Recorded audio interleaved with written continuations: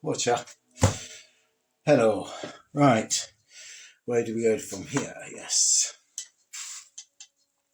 This is one of the arrows I was putting together. It needed completely refletching, so I've just done a quick refletch with some commercially bought flights and just superglued them on where the other ones were. Yeah, works fine. It stays. And I put one of these tops in, but you'll hear it rattling. That rattle actually is a firing pin, which is sort of like set up here. And in here is a charge, because because this is one of the arrowheads that I made, but you can fit a charge in there as well at the bottom. And when the arrow hits the target, it comes to a quick stop, and that jolt, the firing pin has still got the inertia there, like to sort of come flying down, and the energy there to come flying down, and it compresses the charge, and the charge goes pop, bang, yeah, and yeah, it's sort of like, it depends on how much of a charge you put in there. I have done some quite big charges in there, and I've had some quite dramatic effect.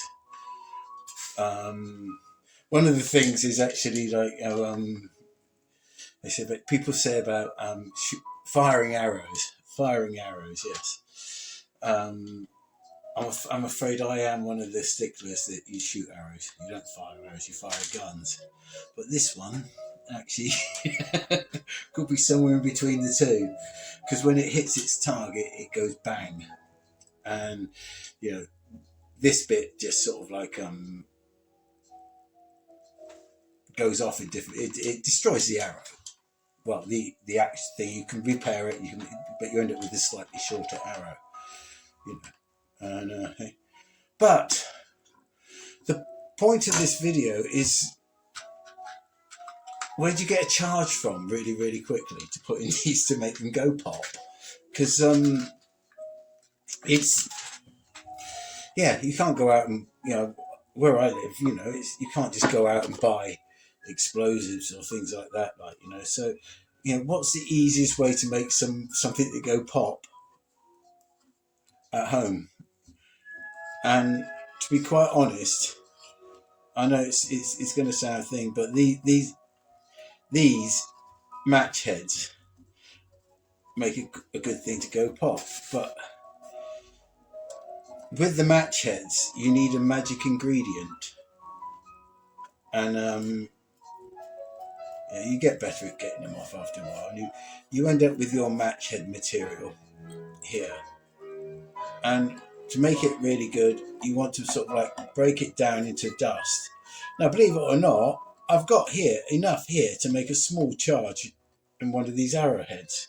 Yeah, I mean, it'd be a very small charge, but if I was to double it, that would probably be a bit more fun. But there you go, you just break it down, just slicing it up. Nice sharp knife helps. Yeah, and just keep going like that.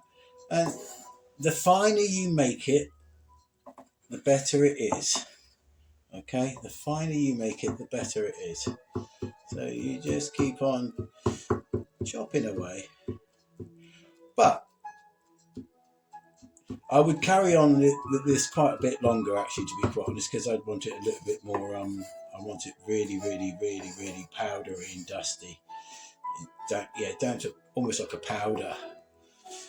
Yes, and but like it is, it's almost inert. If you lit it, it would burn, but it's not going to go. If you compress it, it's not going to burn because there's no ignition. So what we have on here is a strike. Now, if we scrape some of that strike into there, like that, then we mix that all up together. although this isn't finely done, I mean, I'm much more, you want to make it much finer. That's actually fine. That will work. That will work. There's enough in there to make that work. I'm not going to chop it now because it just get fizz. But this acts as a catalyst between the compression and the thing and everything. This will cause a tiny spark and actually ignite the rest of it. You know, so that's why when you rub them on there, the matches set fire to themselves. So you cause the same thing there, but with compression. Yeah, it works. Yeah, yeah, and it can make your arrowheads go pop. Yeah, right, yeah. Metal on metal, bang, between metal. As long as this is sandwiched between two bits of very metal. So if it's got metal backing and a large sort of like piece of metal coming down at 100 miles an hour towards and compresses it, it will ignite. Yeah. So yeah, the thing with these ones is you don't want to swing them up like that, if in case that comes out and comes down and it goes off in your hand. Hasn't happened yet, but I mean, I think it's definite. So I store these upside down. I think I don't have many of them. I shoot them as soon as I got them, to be quite honest, because they're fun. Right, yeah, but that's just the child in me. Anyway, peace and love. Don't say I told you. Cheers.